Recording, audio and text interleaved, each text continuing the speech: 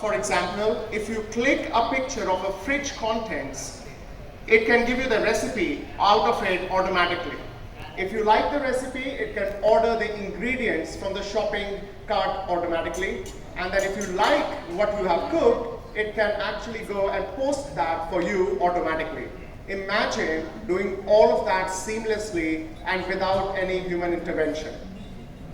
I traveled across India recently. Last week I traveled to a lot of cities and I was talking to a lot of education businesses, and I spoke to them and I asked them, what do you think will be the most sought after job in the future?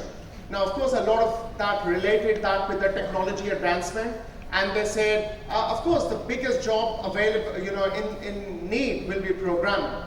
Now, we all know that's not true. A lot of young kids I meet and they want to be programmer right now, but they just do not know that the power that AI tools like GPT-4 are bringing are going to take all of that away. Now, I've tried that. I've put up an Excel file with some data on GPT-4 and ran the analysis out of it. It automatically created the Python programs, it automatically created the analysis of Excel file and gave it to me. Along with that, it also gave to me the code that I can change and kind of redo that. All of that was done in 3 seconds. Then I met another cousin of mine in medical field, and he's a doctor in Delhi, and he was very bullish about it that, our jobs cannot be taken. Medical space is far more stable and everything. And of course that intrigued me. I went up and started inquiring about that. I saw an example where someone was having an issue with his dog. He took it to the doctor and the doctor gave a diagnosis of that. Now, the person wasn't happy about the diagnosis of the dog, came back, uploaded all the blood reports up on the ChatGPT-4, the GPT-4, and got an alternative analysis. He went on, followed the alternative analysis, and the dog was saved. So it's just amazing as to what all technology is doing for us.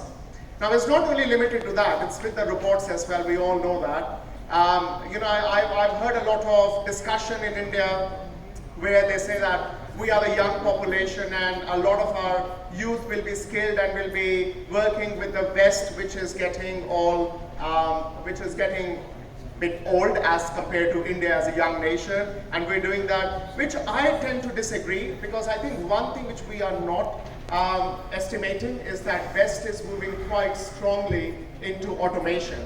Now, if we see the robots that's coming in, we all have heard about the warehouses, and we know what happened to the warehouses. The warehouses were coming, a lot of people were going and doing those jobs, and now they're all robotics. I mean, it's everywhere, in Australia, in the UK, in the US, Canada, and in India as well. Now, it's not about who can do a better job, but it's about machines will be a lot more efficient and a lot more capable to do that. So as the new future is coming fast, the skills needed are changing even faster. Now, the debate about the current jobs versus the new jobs created by automation is everywhere now. According to the World Economic Forum, by 2025, AI and automation could displace 85 million jobs globally. But there again, however, these technologies will also create over 100 million new jobs, many of which do not even exist today. So the message is clear. The message is that we must adapt or risk being left behind. India is uniquely positioned to capitalize on these opportunities, thanks to its young and dynamic population. However, our educational institutions must evolve to better prepare students for this rapidly changing landscape. This is a huge responsibility for us. How will we deliver education in India will determine the future of this great nation. We all have to work together in this to solve this really hard problem, because one of us, you can't solve this alone. It's not possible. Together we will need to rebuild our education system to embrace technologies like AI, which is going to affect everything in the society, right from the healthcare to education, from manufacturing to agriculture. Together, we will have to rebuild our student network to create learners who are dedicated and self-educate in their entire life. And together, we will have to rebuild access to education in India so that the training can make our students a better human being with the holistic development. And when we'll work together to handle these issues, we'll create a network that will help India to navigate through these unseen technologies. We will not only rely on the demand from the West, but we will ourselves be creating a cooperative culture that will make us ready for the next technology revolution to come.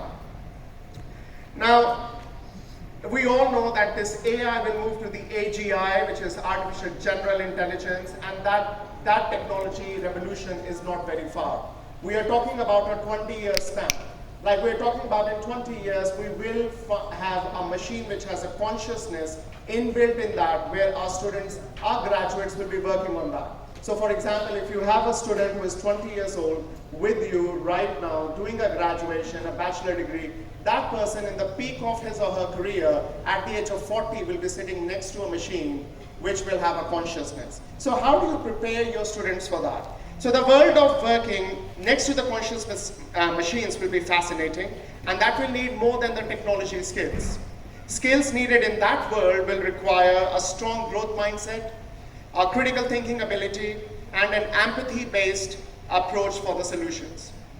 So as the time for action is now, so let us join forces to shape the future of higher education in India. Let us embrace cooperative education as a catalyst for change, preparing our graduates for a future where they cannot only survive but thrive.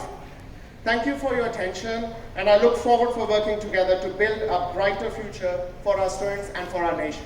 Thank you so much.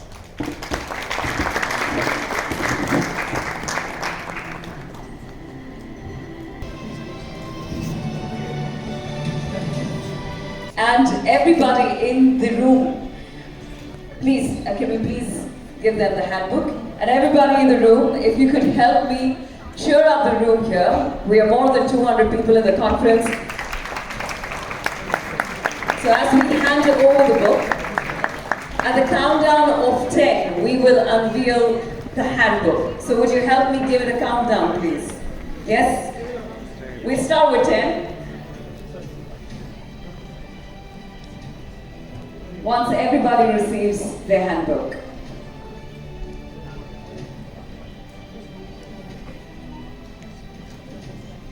Every detail regarding the handbook, for sure Marketer did throw some light on that, along with the information that you'll see on the screen behind them. It will be there.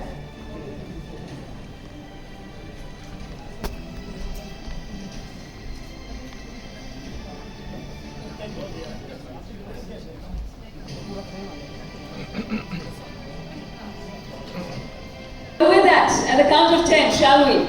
All right?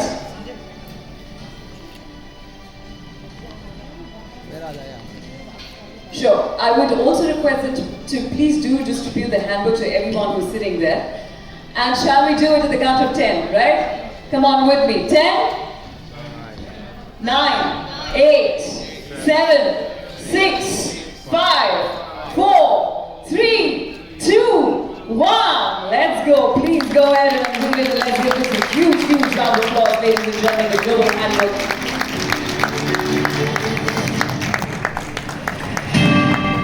The Global Employability Handbook 2023.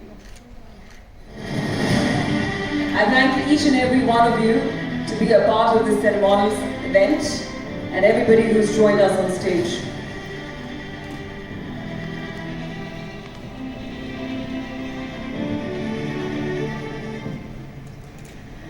Also, all of you will receive a copy of the handbook yourself.